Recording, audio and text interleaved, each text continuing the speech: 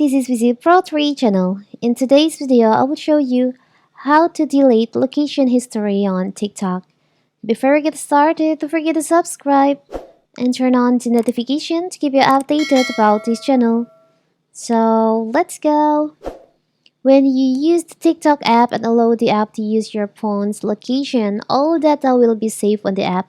However, to ensure personal privacy, you can completely delete the location data or the location history on the app if you want. TikTok collects your approximate location information based on information about your device or networks, such as your SIM card and IP address.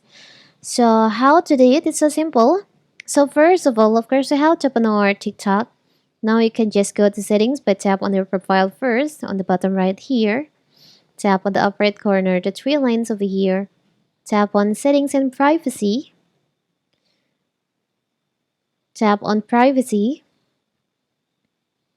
You can just scroll down and you'll find there is an option Location Services.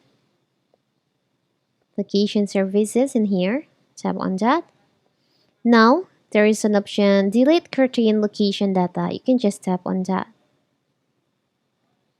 TikTok automatically deletes the data it directly receives from your device's location service. If it's older than 30 days by selecting Delete below, you may choose to delete this data at any time.